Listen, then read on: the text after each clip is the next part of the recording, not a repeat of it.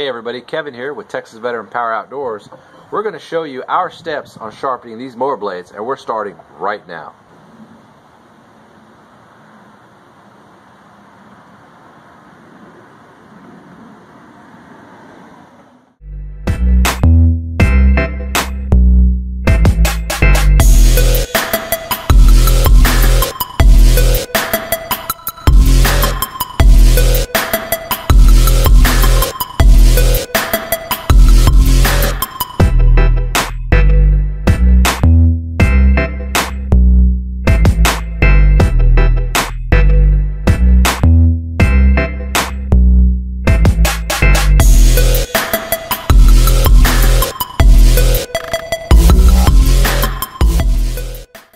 We're just going to take our standard mower blade that we have on our Ferris. We do have mulching blades, kind of the same process, it takes a little longer, a little trickier. We're going to use this power tool right here, made by Skill.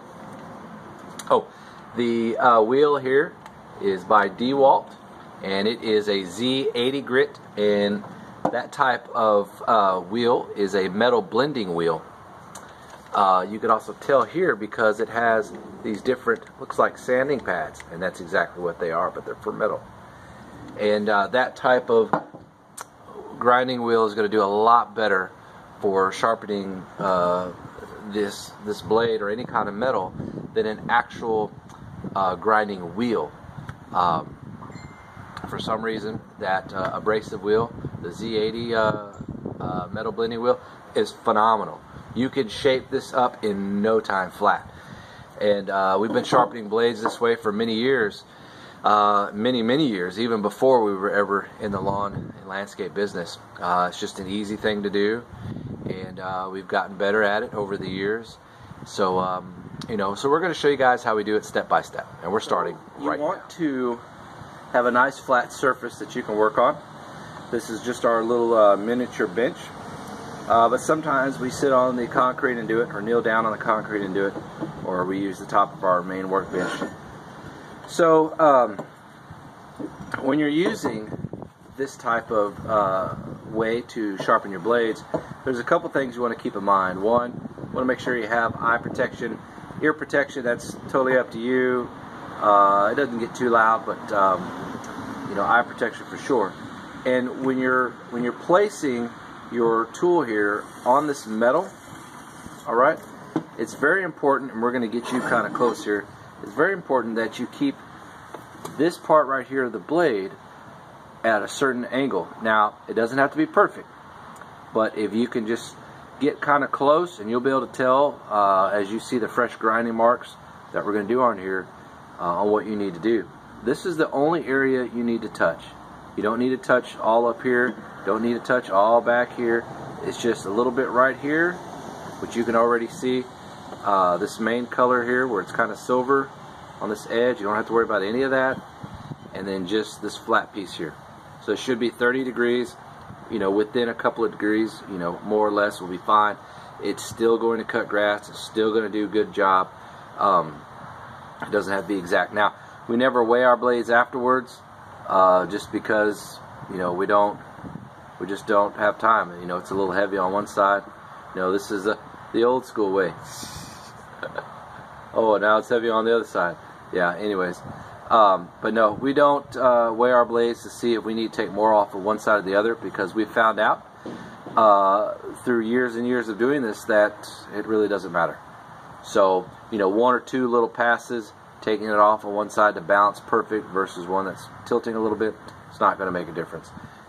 We've tried it for a whole year on doing the balancing thing, and then we tried it after that, and we've never had an issue with pulleys or anything going out or anything like that.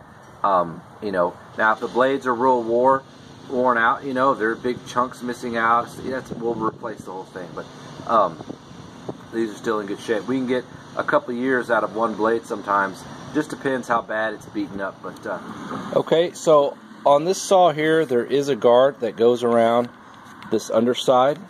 You can have that on if you want. It also comes with a handle. We don't use any of that, but you can. It's definitely better to use the guard. We took it off on a project we started a long time ago, and we just never put it back on. So, all right. So whenever you're moving your tool here, you want to make sure you're not doing that right there. You're not doing any of that. Okay.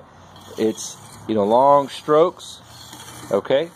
And you want to monitor where you see that grinding taking place. So if it looks like it's up here, unless you're trying to grind that down, you know, you want to be across this flat area.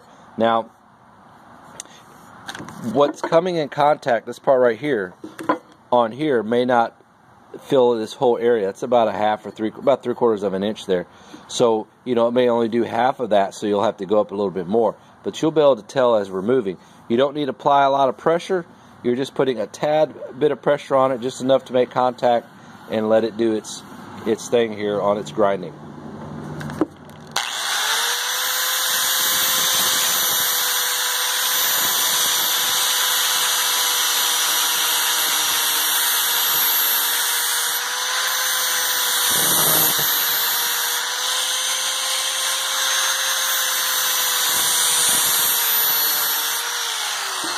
Alright, so you're probably wondering, well, how are you holding that up? Okay, well, I'm going to show you. We're using our hand and our thumb right here. That's how we're holding it up. And it's resting perfectly with no issues. We're going to go ahead and finish sharpening this guy.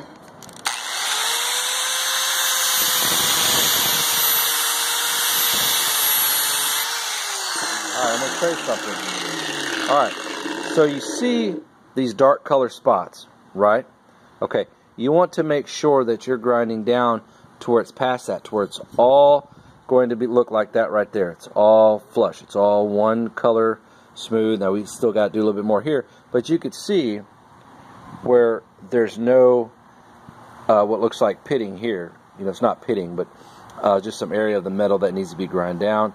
That way it could be flush and flat like this guy here.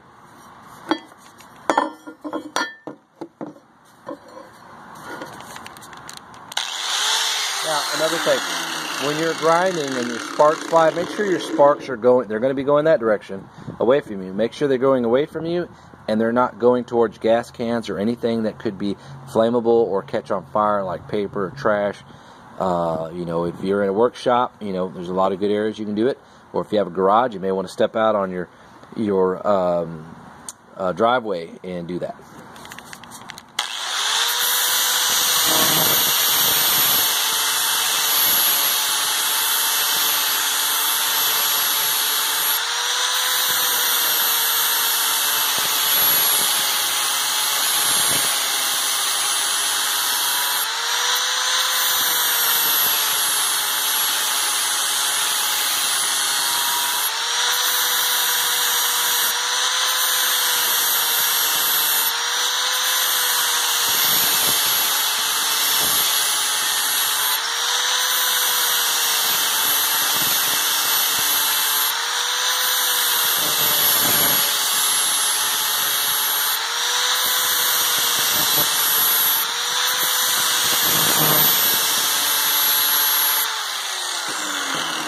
Alright, so not too bad right there. So we're going to go ahead and do this underside. Now, when you go to do this underside, what will happen when both of these ends start to become a lot pointier, like the top of a triangle, and they start to meet, one of them is going to want to roll over. So you go on the opposite end, just barely touch it, and so that way it's nice and flush and doesn't want to roll over on you. But it's going to be pretty sharp here in just a second once we hit this end. And then we'll touch it up on the other end, and then that side will be done.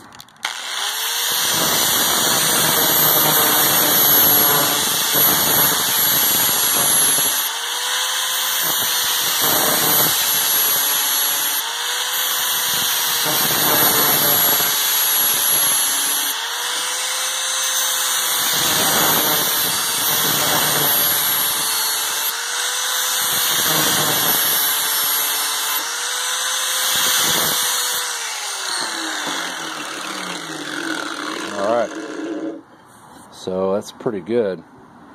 We're just running our thumb perpendicular to everything here. I need to do a little bit more down in here. It's not quite sharp of an edge as it is right here.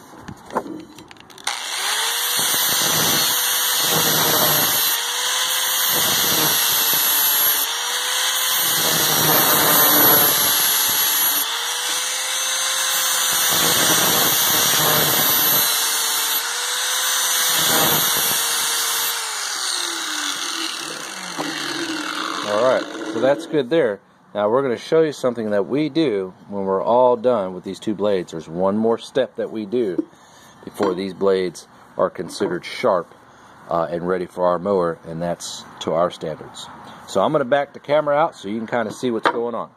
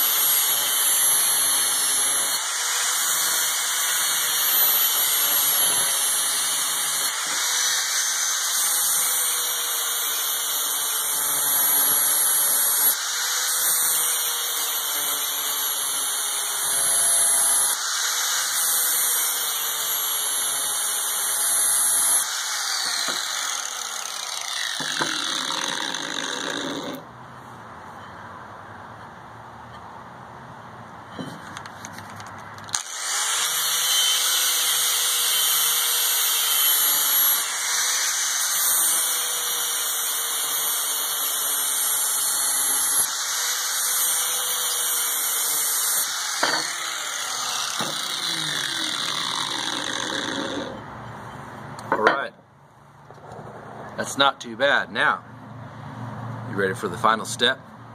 Let's go into the shop real quick. To the shop and do our last little step to these blades.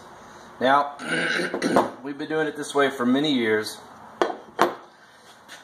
We take a lot of pride in sharpening our blade for our mowers. So we're going to show you guys the last finishing step that we do. And we're going to go ahead and put this in a vise Okay. And move our phone out of the way there. Okay. So we're going to take a flat file, okay? And we need to clean it off. Little Dusty's got some other metal shavings in there. And we're going to go ahead and do our last steps on each side of this blade and get it really sharp.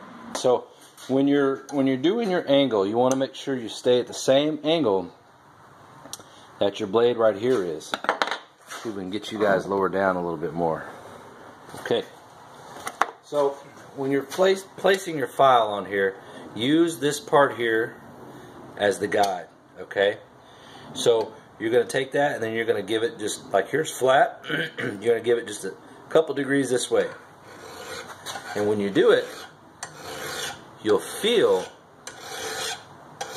that file shaving that metal off. It's all steady strokes. Use those what we call boat strokes. That's a full stroke. Okay. Ooh, man. And then we come back this underside, and it's going to be the same way. You're not applying much pressure at all, very little. You're letting the file do the work. And I tell you what, I would not want to be a blade of grass. That is sharp. I wish you guys could feel that, but please take my word for it. That guy is sharp.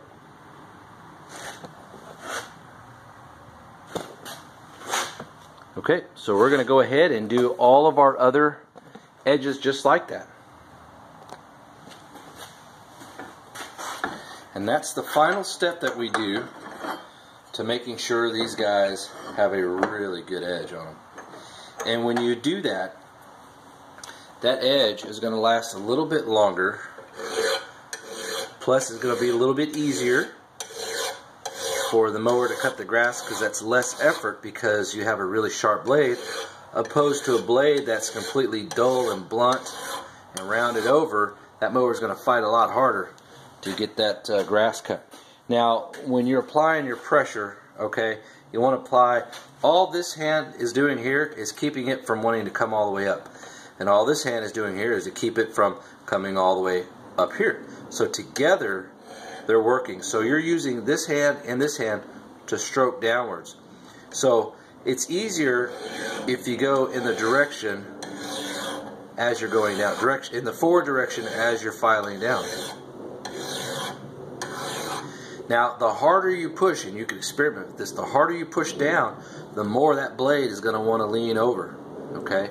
So you're not wanting to do that. You're wanting to file down with the solid, where the metal is here, get it to sharp, and get it on the opposite side and get it sharp too. And to where they both come to a point. Just like sharpening a knife when you're on a whetstone. You know, a lot of people can use those big machines to do all the sharpening, which is totally cool. I don't have one, so never had one, so this is what we do.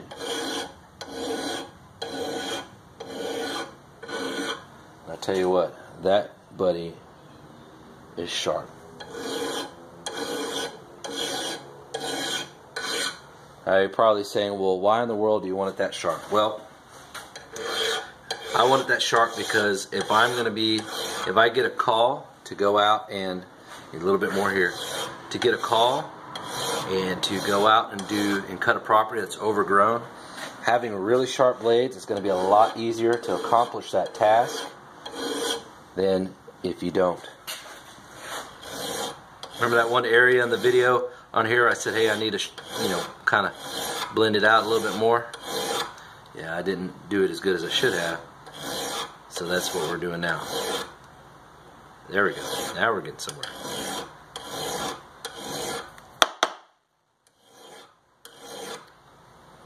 Yeah. Yeah, this blade, I believe it was, had a little bit more, a few more nicks in it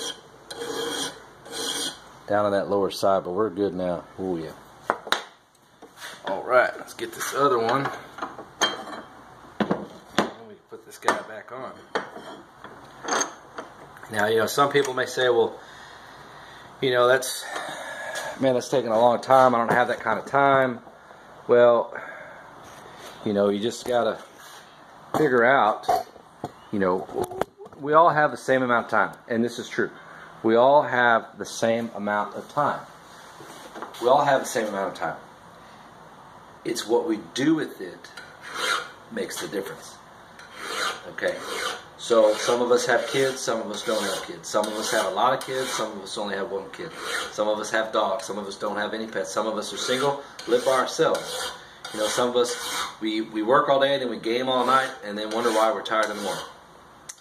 Okay, well, you know, like I said, we all have 24 hours in a day, and we all get the same amount of minutes. We all have 24 hours in a day. We all have the same amount of minutes in a day and hours. So it's what you do with it is how it can benefit you. So you can either take that time and learn something new. You can take that time to you know, worry about why you don't have enough time to do whatever else. You know, you can take that time to wash up your mowers or your equipment, or, you know, do an oil change or wash your truck or whatever. It's all on what you want to do with your time. You know, we don't watch sports. I'm not into sports. I don't watch TV. We don't even own a TV because there's so much trash and junk that comes on it. It's not worth my time. We do have a projector, however, and we do watch Netflix. I am a big NCIS fan, so we definitely watch that. Ooh, man.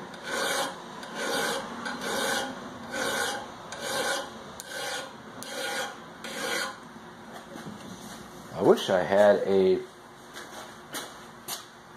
way I could really show you guys this edge, but I don't. Maybe in the light? Yeah, I'm telling you guys, this thing is sharp. How sharp? Oh, I'd say it'd give a samurai a run for his money. It's pretty sharp. Okay, well, there you have it. That's how we sharpen our blades every single time, and we've been doing it that way for years. I've never had a problem. Some people say, well, if you don't balance them out, it's going to create vibration through pulleys and whatever else. You know, I could see that being a big problem on a mower like the Toro SS 3225. I believe it is. It's a 32-inch blade, or maybe it's a 30. It's either a 30 or 32-inch blade. I don't remember. I think it's 32, and it goes all the way across one blade. That I could see because it's a long blade with a little bitty spindle. That I could see is very important on that. But on these blades that are really short, it's not going to make a difference. That's just my opinion. It's not going to make a difference. But if you feel more comfortable to use that little tool, you know, you put it on the little pyramid and it balances. It only takes a couple seconds to shave off whatever you need to shave off. So, you know, it's not like it's stopping you from, you know, doing anything. But other than that, that's the steps that we do to sharpen, you know, our stuff. You could probably even sharpen it with it, shave with it.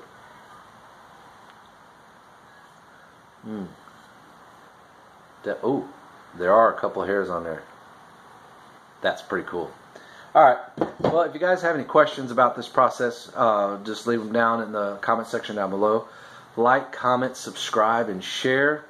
I know this video may not be as entertaining as some of the other ones, but it's definitely an important topic for, you know, some folks out there. You know, they're trying to figure out how to sharpen their blades. They don't want to spend $200, $400, $500, $600 on some machine. You know, so this is another alternative. Again, there's more than one way to do anything. This is just the way we do ours, and it works out great. It doesn't cost us anything, you know, except the one time on the grinder, and then the grinding wheel will last a couple of years, you know, well, at least a year. It just depends how often you sharpen your blades. So anyways, if you guys get a chance, go on over to echomeansbusiness.com. It's a free forum. It's awesome. They got tons of people on there Tons of topics to talk about. Arborist, landscaping, hardscapes, grounds maintenance, lawn mowing. I mean, you could post pictures of your projects. You could post video. You can connect with other pros. There's even people who are not pros that are on there. It's awesome. It's a cool deal. Definitely check out echousa.com. They got a lot of new products coming out. They just released some at the GIE for 2018, so some of those will probably be available now, and some of them available at the turn of the year. You know, it just depends which product it is. But anyways, I'm Kevin with Texas Veteran Power Outdoors. I appreciate you guys watching. We'll see you on the next one.